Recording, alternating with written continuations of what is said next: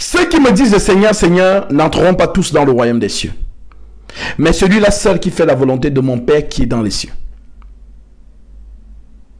Ceux qui me disent Seigneur, Seigneur, catholique dit Seigneur, Seigneur. Pentecôtistes, adventistes, témoins de Jéhovah, mormons, gallicans, ACR, ICC, charisme, Assomption, toutes ces dénominations dites églises réveillées, disent aussi Seigneur, Seigneur. Parce que Jésus ne s'adresse pas ici aux musulmans. Les musulmans, ils sont déjà dans l'enfer. Jésus ne s'adresse pas ici aux kémites. Ils sont déjà égarés. Jésus s'adresse à ceux qui se disent Seigneur, Seigneur, Seigneur. Mais celui-là seul, ceux qui me disent Seigneur, Seigneur, n'entreront pas tous dans le royaume des cieux, mais celui-là seul qui fait la volonté de mon Père qui est dans les cieux. Maintenant, la question que tu dois te poser, toi qui m'écoutes, c'est quoi la volonté du Père qui est dans les cieux? Alors, pour comprendre c'est quoi la volonté du Père qui est dans les cieux, il faut lire Jean, chapitre 17, versets 5 à 6. Lisons.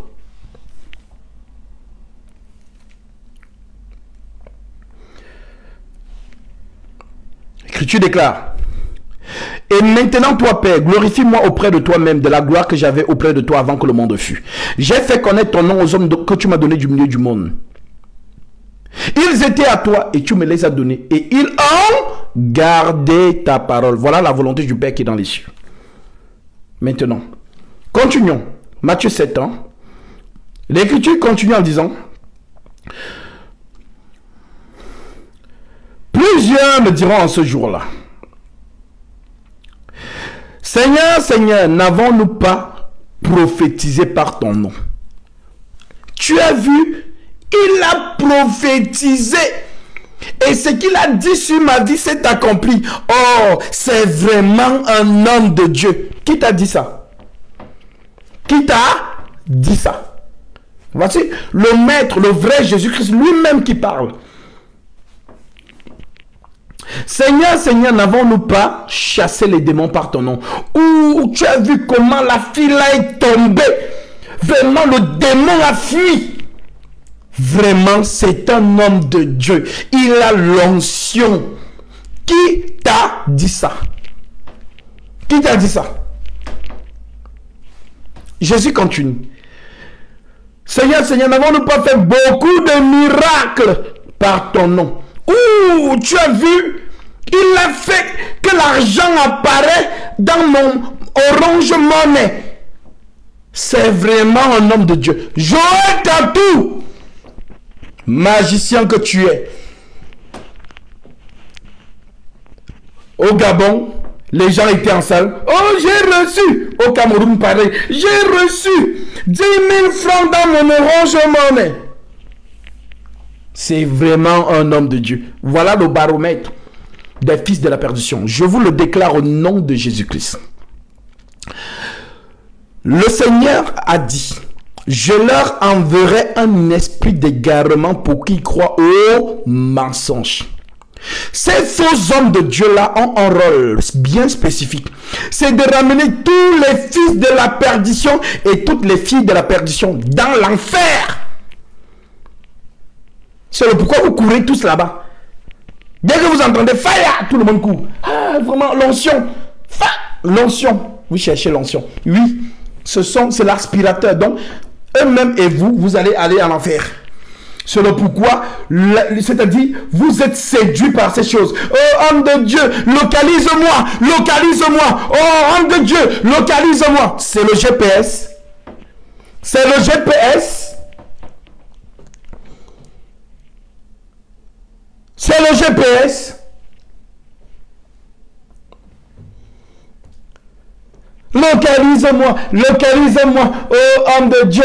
Ça fait depuis que je cherche Marie, je n'arrive pas à me marier. Ah, je prophétise sur ta vie. Ce n'est pas ça qu'on appelle la prophétie. On joue avec vous. On joue avec vous. Les païens, ils ne croient pas en Jésus, ils se marient tous les jours. Les païens ne croient pas en Jésus, ils ont l'argent. Les païens qui ils ne croient pas en Jésus, voilà, vous voyez leur vie. Donc toi, tu es venu en Jésus parce que tu veux vivre comme avec la richesse. Tu n'as rien compris. En Jésus, c'est la souffrance. Il a dit, celui qui veut me suivre, qu'il renonce à lui-même, qu'il se charge de sa croix. La croix là, c'est la souffrance. C'est le pourquoi l'apôtre Paul déclare, je ne saurais comparer les douleurs du temps présent à la gloire à venir. On va dire ça. Comme vous pensez que c'est le Jésus bonbon. Non, ce n'est pas le Jésus bonbon. C'est le Jésus amer, la sainte doctrine. Notre règne, c'est dans le ciel. Ce n'est pas ici sur terre. Nous allons régner après la guerre d'Armageddon pendant le millénium. Sur la terre, à ce moment-là, et dans le ciel pour l'éternité. Pour l'instant, tu vas souffrir. Voilà. Tu dois supporter. Jésus a porté la croix. Tu dois porter la tienne. Donc, lorsque vous passez, vous traversez des périodes difficiles dans votre vie, dites, Seigneur, j'accepte cette souffrance. J'accepte. Si c'est ma croix, j'accepte. Et dans cette souffrance-là, je chante des louanges. Alléluia, Amen, Jésus. Ça ne change pas mon état d'esprit en toi. Parce que tu m'as sauvé. Donc, elle, parce que elle n'a pas l'argent, elle ne prie plus. Elle se dit, elle est maudite. Il faut qu'elle aille chez Tatou Philippe. Comment il s'appelle? Kakou Philippe. Ou Joël Tatou. Ou Marcelo Tounassi. Ivan Cassano. Des faux hommes de Dieu.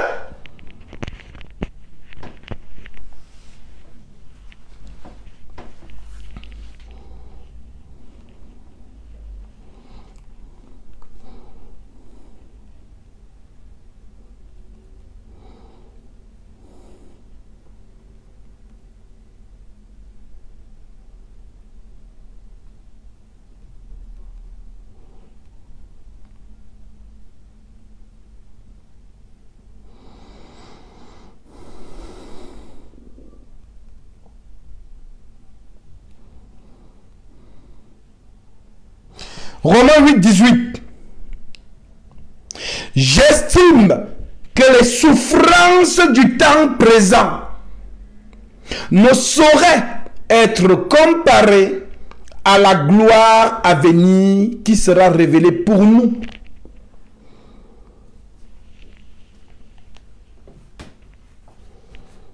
Toi, tu cherches le Jésus bonbon.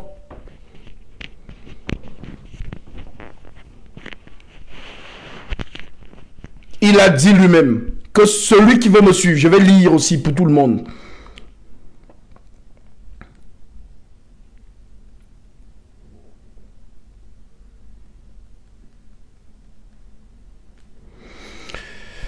Matthieu 16, 24.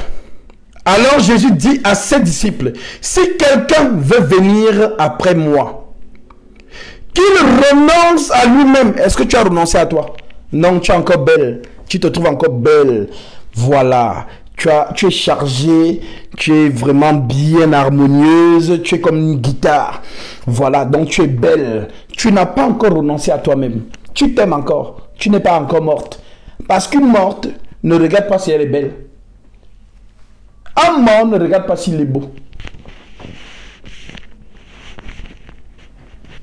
Vous voulez marcher avec Christ, mais vous voulez marcher aussi dans le monde. Ça ne marche pas. Alors Jésus dit, le vrai Jésus, hein, pas le Jésus bonbon comme vous prêchez chez Marcelo Tounassi. Le vrai Jésus.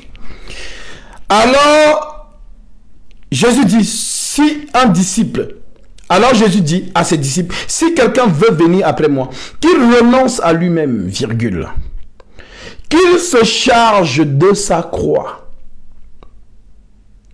et qu'il me suive. Mais les gens n'aiment pas ça. Non. Elle veut suivre Jésus, mais elle ne veut pas renoncer à elle-même. Il veut suivre Jésus, mais il ne veut pas renoncer à lui-même.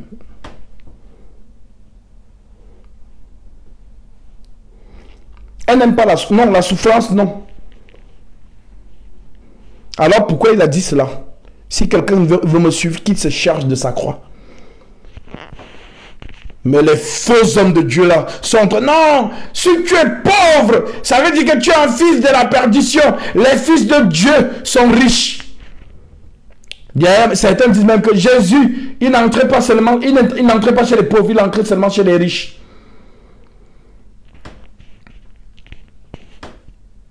Des faux hommes de Dieu qui viennent vous prêcher la prospérité.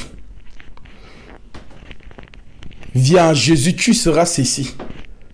Sors de là, mon frère, ma soeur, et reviens à la saine doctrine authentique. Cette saine doctrine qui fait mal, elle fait mal. Parce que Paul l'a prophétisé. Car il viendra un temps où les hommes ne supporteront pas la saine doctrine. Mais ayant la démangeaison d'entendre des choses agréables, ils se donneront une foule de docteurs selon leurs propres désirs.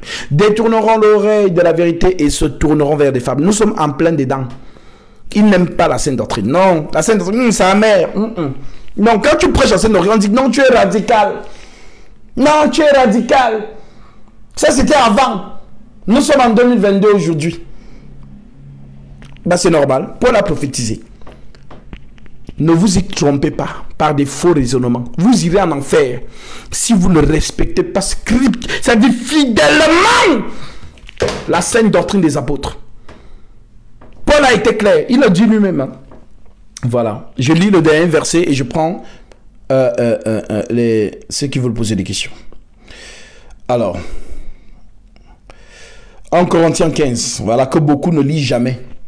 En Corinthiens chapitre 15, verset 1, l'Écriture dit ceci. Je vous rappelle, frères, l'évangile que je vous ai annoncé, que vous avez reçu, dans lequel vous avez persévéré et par lequel vous êtes sauvés, si vous le retenez tel que je vous l'ai annoncé, donc vous serez sauvés. Si vous le retenez dans les thèmes, dans d'autres versions, c'est dans les thèmes que je vous ai prêchés. Et dans lui, c'est quand on dit, si vous serez sauvés, si vous serez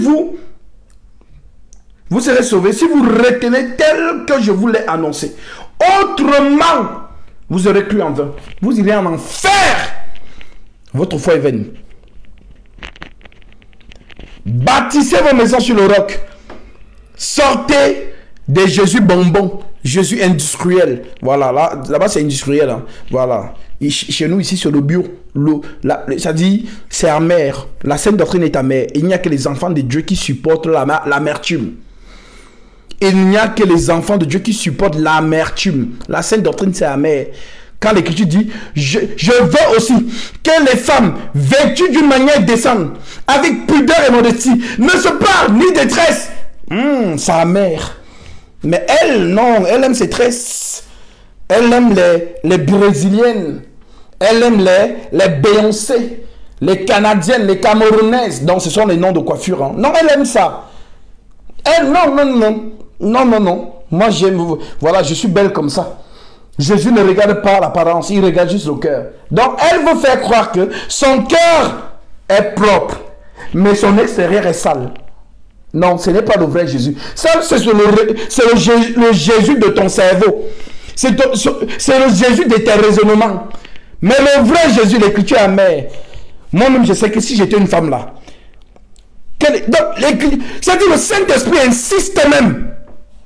Je veux aussi que les femmes vêtues d'une manière décente, avec pudeur et modestie, ne se parent ni de tresses, ni d'or, ni de perles, ni d'habits somptueux. Ça fait mal. Je suis d'accord avec vous. Mais c'est ça qu'on appelle la saine doctrine. Maintenant, pour montrer que le Saint-Esprit insiste, il dit la même chose à Pierre. Maintenant, allons lire Pierre. Ah, vraiment, j'ai dit que je lis le dernier verset, mais les versets ne font que venir. Je suis désolé. Je lis d'abord ce verset, après je vous prends. Alors, 1 Pierre, chapitre 3, verset 1. Femmes, soyez de même soumises à vos maris. Voilà, la soumission aussi. Non, aujourd'hui, non, les femmes ne veulent pas entendre ça. Non, moi je ne suis pas soumise. Moi, je suis une féministe. C'est ton papa, le diable.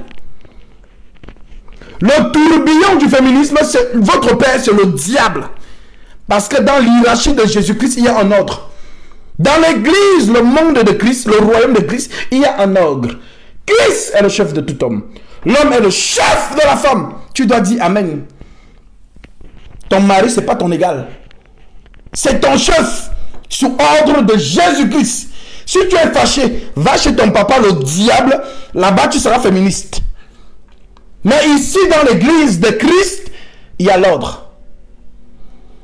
Non, je suis féministe. L'homme ne me domine pas. Non. Va lire Genèse. C'est Dieu qui parle. Il dominera sur toi. Tous tes désirs se porteront vers ton mari et lui, il dominera. C'est écrit comme ça. Va lire. Non. C'est le diable. Le diable est toujours en opposition avec la parole de Dieu. Si Dieu dit l'homme et la femme doivent se marier, le diable va dire non. L'homme et l'homme se marient.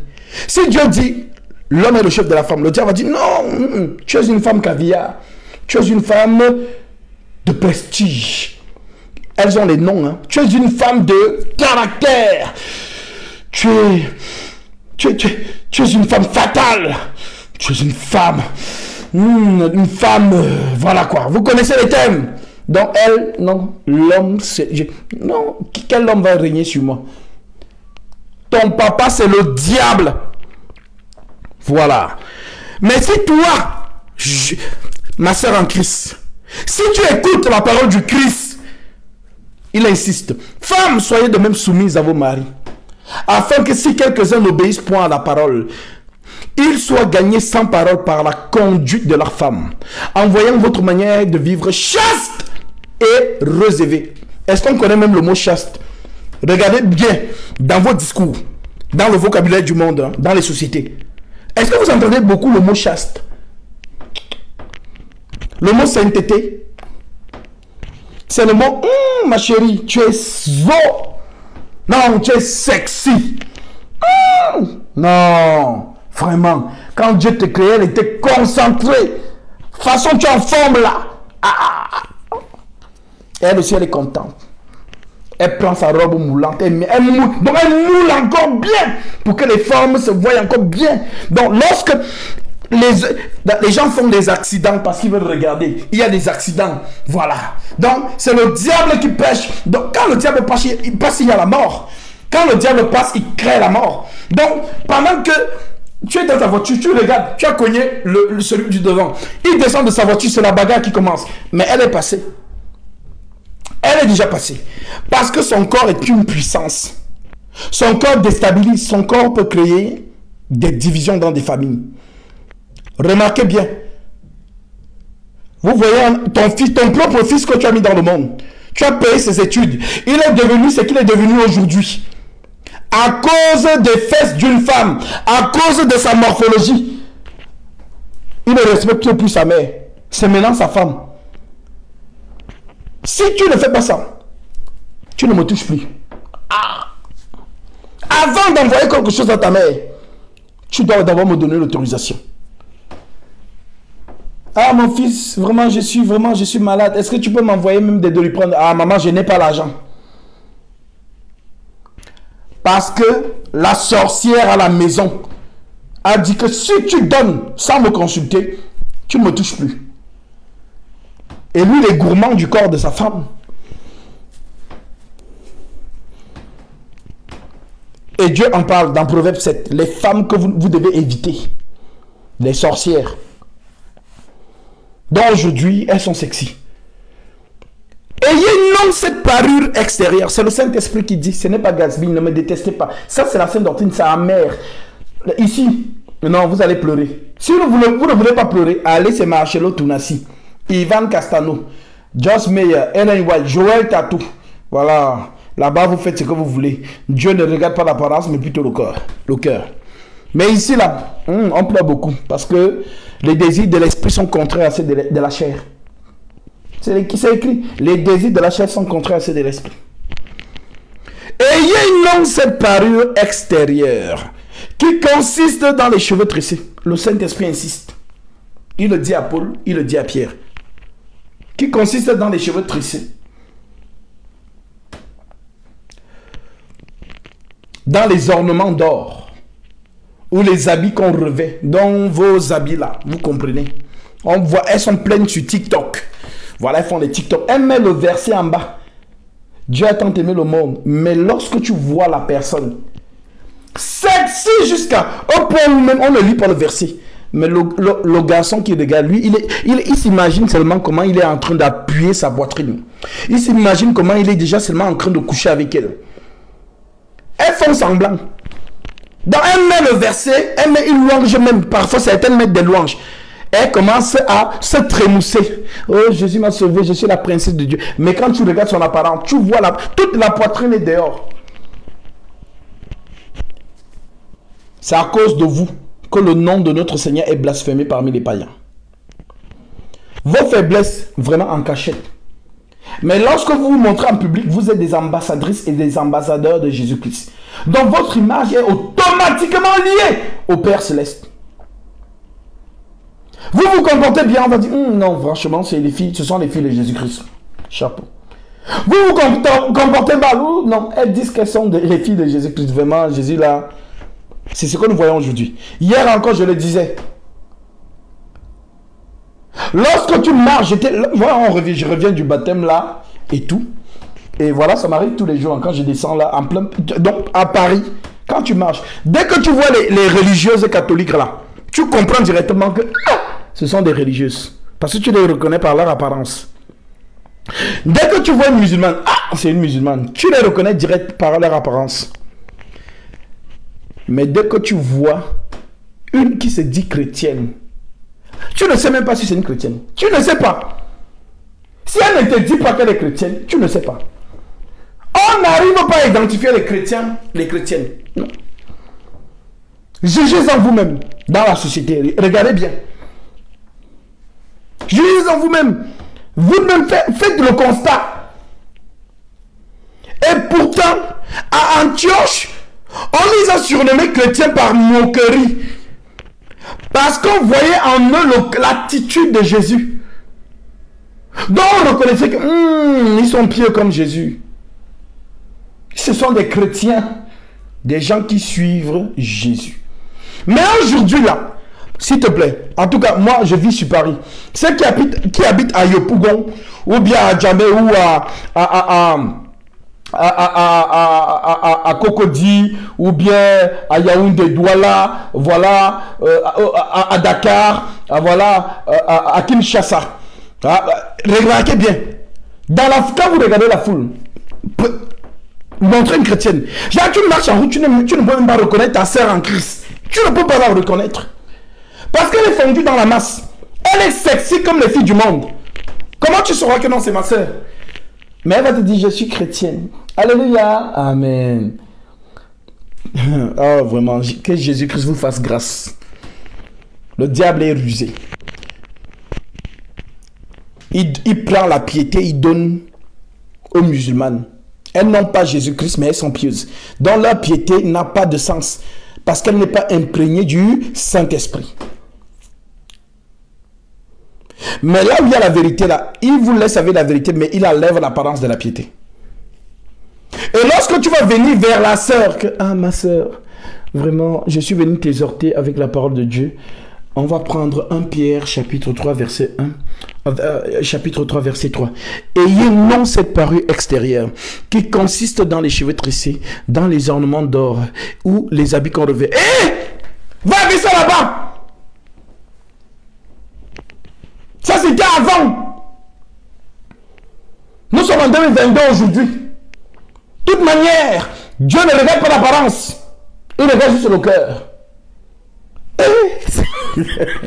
Seigneur Jésus. Franchement, on a du travail. Non, on a du travail.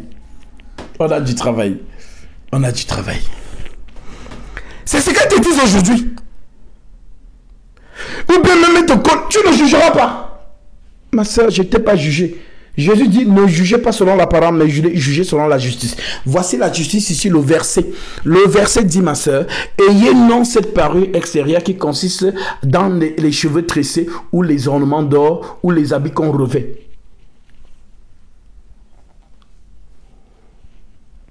Alors, ma soeur, toi qui m'écoutes, mon frère, toi qui m'écoutes, être disciple de Jésus-Christ, c'est une attitude. Ce n'est pas un slogan. Ce n'est pas un slogan. Être un disciple de Jésus-Christ, c'est une attitude. Ce n'est pas un slogan. Donc partout, dès lors que tu te poses à l'extérieur, tu es un ambassadeur, une ambassadrice de Jésus-Christ. Ton comportement, ta manière d'être est liée directement au maître. Quand tu es dans chez toi, là, dans tes 4 murs, fais ce que tu veux là-bas. Ce sont tes faiblesses. Là-bas, tu ne fais obstacle à personne. Tu gères tes faiblesses. Mais dès lors que tu es dehors, ne sois pas un obstacle pour l'autre. Parce que lorsque la païenne qui n'a pas cru en Jésus te regarde, elle voit comment elle est sexy. Elle voit comment tu es aussi sexy. Elle dit, bah écoute, c'est ma soeur, on est pareil. On est pareil, il n'y a pas de différence entre elle et moi. En quoi elle me dépasse? Il y a un TikTok qui circulait là, où on a vu, entre guillemets, une personne qui dit qu'il est chrétien, qu'il est disciple. Et on l'a vu danser avec une fille qui était vraiment sexy. Et il dansait sur une musique mondaine. Les gens ont écrit, ainsi de suite. Vous savez pourquoi les gens ont écrit? Les gens ont écrit pourquoi? Parce qu'il a associé son image à une personne qui n'est pas forcément de Christ.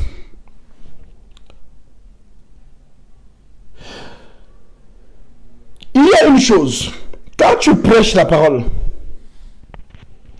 tu as peut-être une amie, un ami du monde, tu lui enseignes la parole.